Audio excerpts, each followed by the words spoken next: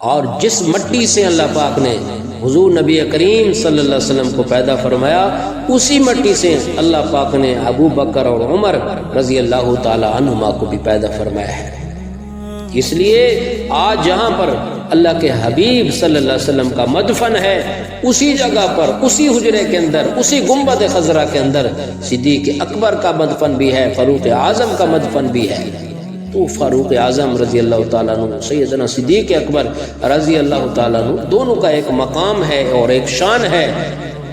اور سب سے پہلے جو حضور صلی اللہ علیہ وسلم پر ایمان لائے وہ سیدنا صدیق اکبر رضی اللہ تعالیٰ عنہ ہیں۔ کسی نے کہا حضرت خدیجۃ الکبریٰ رضی اللہ تعالیٰ عنہ ہیں، کسی نے کہا حضرت علی کرم اللہ وجہ ہیں، کسی نے کہا حضرت زید بن حارثہ رضی اللہ تعالیٰ عنہ ہیں۔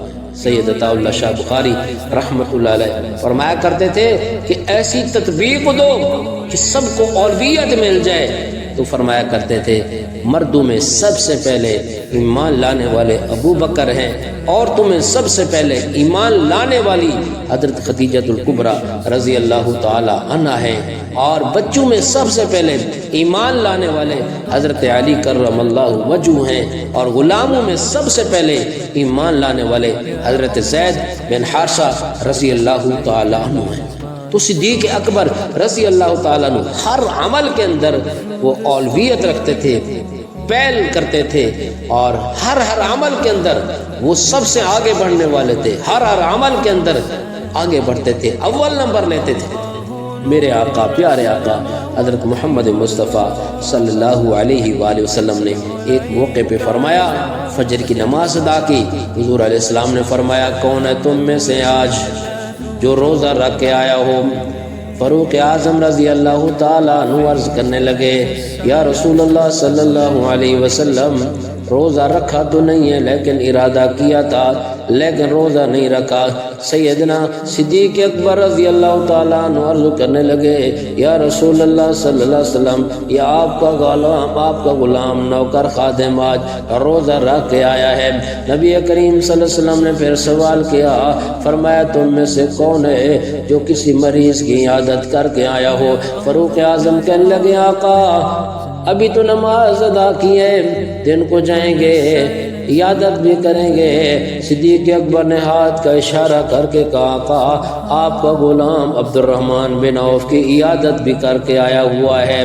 میرے آقا نے پھر سوال کیا تم میں سے کون ہے جو صدقہ کر کے آیا ہو؟ فاروق اعظم رضی اللہ تعالیٰ عنہ عرض کرنے لگے آقا ابھی نماز ادا کی ہے، آپ کی مجلس میں بیٹھے ہیں، ابھی جائیں گے تو صدقہ کا موقع مل جائے گا۔ صدیق اکبر رضی اللہ تعالیٰ عنہ نے عرض کیا یا رسول اللہ آپ کا یہ غلام، یہ نوکر، یہ خادم ابو بکر صدقہ بھی کر کے آیا ہوا ہے۔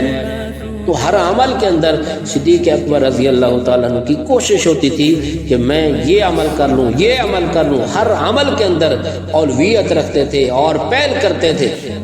ایک بوڑھی عورت ہے، جب صدیق اکبر امیر المومنین بنتے ہیں، بوڑھی عورت ہے، فاروق اعظم کو علم ہوا کہ اس کی خدمت میں کروں اور ہو سکتا ہے یہ خدمت کوئی اور نہ کرتا ہو۔ فاروق اعظم رضی اللہ تعالیٰ عنہ گئے، دروازے پر دستک دی، بوڑھی عورت کون؟ جی میں خدمت کے لیے آیا ہوں، خادم نوکر۔ تو بہت تاخیر سے آیا ہے، ایک خدمت کرنے والا پہلے خدمت کر کے چلا گیا ہے۔ فاروق اعظم اگلے دن اسے جلدی آئے، اس نے کہا کہ وہ تو ابھی جا رہا ہے۔ پھر فاروق اعظم اس سے بھی جلدی آئے، یوں سمجھیے کہ تہجد کے وقت میں آئے۔ تو بوڑھی کہنے لگی باقی سارا کام کاج ہو بھی چکا ہے لیکن وہ پانی بھرنے کے لیے گئے ہوئے ہیں۔ فاروق اعظم راستے میں کھڑے ہو جاتے ہیں، کون ہے جو اس نیکی کے اندر بھی آگے بڑھنے والا ہے؟ دیکھا ایک آدمی آ رہا ہے، پانی اٹھایا ہوا ہے اور چہرہ چھپایا ہوا ہے۔ فاروق اعظم آگے آ گئے، کون ہے؟ آگے وہ خاموش ہیں، نیکی کو چھپانے والے وہ لوگ تھے۔ ہاں فاروق اعظم نے بھی کہا نہیں جانے دوں گا جب تک آپ بتائیں گے نہیں۔ ہاں چہرے سے کپڑا جو ہٹایا وہ امیر المومنین سیدنا صدیق اکبر رضی اللہ تعالی عنہ تھے، اور امیر المومنین ہیں لیکن وہ کیا ہے بوڑھی کی خدمت کرنے پہ لگے ہوئے ہیں۔ یہ صدیق اکبر ہے، بدر کا میدان ہے، میرے اور آپ کے پیارے آقا صحابہ کو فرمایا خیمے کے اندر چلے جاؤ، آرام کر لو، میں اپنے خیمے کے اندر جا رہا ہوں اور میں بھی آرام کرتا ہوں۔ اور خادم سے فرمایا کہ کسی کو اندر آنے کی اجازت نہیں، ہاں اگر ابو بکر آئیں تو پھر ان کو روکنا بھی نہیں ہے۔ ہاں قسمت ابو بکر کی کہ صدیق اکبر آ گئے اور اندر جیسے ہی گئے اللہ کے حبیب صلی اللہ علیہ وآلہ وسلم اپنا سر سجدے میں ڈالا ہوا ہے، پگڑی ریت کے اوپر پڑی ہوئی ہے اور آنسو بہا رہے ہیں اور کیا دعا کر رہے ہیں اللہ سے، کیا درخواست کر رہے ہیں۔ میں آج آپ کو کہتا ہوں یہ جو نمازیں ہمارے پاس پہنچی ہے یہ صحابہ کا صدقہ، اور ہمارے پاس جو یہ قرآن پہنچا صحابہ کا صدقہ، اذان پہنچی صحابہ کا صدقہ، اسلام پہنچا صحابہ کا صدقہ۔ یہ چھوٹی بات کی ہے میں نے، اللہ کے حبیب صلی اللہ علیہ وسلم بڑے اور بڑی بات کی، کیا سر سجدے میں ڈالا اور اللہ سے کیا درخواست کرنے گے، یہ 313 اے اللہ یہ میری جمع پونجی ہے، یہ 313 میری کمائی ہے، میرا سرمایہ ہے، اے اللہ اگر یہ نہ رہے، اگر یہ نہ رہے، یہ ہلاک ہو گئے تو زمین پر تیری عبادت کرنے والا بھی کوئی نہیں رہے گا۔ اللہ پاک نے صدیق اکبر رضی اللہ تعالی عنہ کو اسی جماعت کا سردار بنایا ہے۔ ہجرت کا سفر ہے، نبی کریم صلی اللہ علیہ وسلم کو اللہ پاک نے فرمایا میرے محبوب ابو بکر کے دروازے پر آپ نے جانا ہے۔ اللہ پاک نے نبی کریم صلی اللہ علیہ وسلم کی ایک مٹھی مٹی لی اور وہ پھینک کی، ان کفار کی آنکھوں میں گئی ہو یا نہ گئی ہو لیکن اللہ پاک نے حفاظت کی اور ان کے بیچ سے نکل کر نبی کریم صلی اللہ علیہ وسلم صدیق اکبر کے دروازے پر گئے۔ کیوں گئے؟ صدیق اکبر کو بلایا جا سکتا تھا، صدیق اکبر کو کہا جاتا اللہ کے حبیب پیغام بھیجتے کہ ابو بکر آ جاؤ، لیکن نبی کریم صلی اللہ علیہ وسلم وہاں پر کیوں تشریف لے گئے؟ میرا تخیل یہ ہے کہ اگر صدیق اکبر وہاں آ جاتے تو صدیق کا دشمن ہو سکتا ہے وہ یوں کہہ دیتا کہ اللہ کے حبیب صلی اللہ علیہ وسلم نے لے کر تو حضرت علی کو جانا تھا، ابو بکر نے زبردستی کی ہے، اس لیے اللہ پاک نے فرمایا میرے محبوب ابو بکر کے دروازے پر تم چلے جاؤ اور وہاں سے ابو بکر کو لے کر اپنا سفر آگے جاری کر لو تاکہ کسی کو یہ کہنے کا موقع بھی نہ ملے۔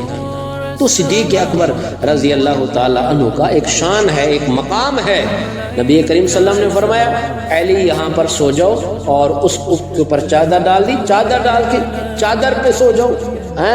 میں کہتا ہوں نبی کریم صلی اللہ علیہ وآلہ وسلم یہاں علی کو سلا کے جا رہے ہیں ابو بکر کے دروازے پر، اور ایک ایسا موقع آیا نبی علیہ السلام نے چادر لی اور آپ نے فرمایا علی ادھر آؤ، حسن حسین ادھر آؤ، ہاں فاطمہ ادھر آؤ، اور ان کو ساتھ لیا اور ان کے اوپر تطہیر کی چادر ڈالی۔ میں کہتا ہوں جن پہ حضور علیہ السلام نے چادر ڈالی ان کا شان بھی اونچا ہے۔ اور ایک ایسا موقع آیا اسی ہجرت کے سفر کے اندر جب حضور نبی کریم صلی اللہ علیہ وسلم مدینہ کے قریب جا کر ایک جگہ پر پڑاؤ ڈالتے ہیں، مدینے والے آئے زیارت کے لیے آتے ہیں، کوئی ابو بکر کو پہلے مل رہا ہے، ایسا رنگ چڑھا کہ وہ پہچان بھی نہیں کر رہے تھے کہ ان میں آقا کون ہے، ان میں غلام کون ہے، اس میں نبی کون ہے، ابو بکر کون ہے، حضور صلی اللہ علیہ وسلم کون ہے، پہچان بھی نہیں رہے تھے۔ صدیق اکبر نے سمجھا تو انہوں نے ایک چادر لی اور حضور علیہ السلام پر تان کر کھڑے ہو گئے، سایہ کرنے لگے، لوگوں کو یہ بتایا، پیغام دیا کہ آقا کون ہے اور غلام کون ہے۔ میں کہتا ہوں وہ بھی شان والے جن پر حضور نے چادر دی ہے، میں کہتا ہوں وہ بھی شان والا جس نے حضور پہ چادر دی ہے، اور وہ حضور پہ چادر دینے والا وہ ابو بکر ہے رضی اللہ تعالیٰ عنہ۔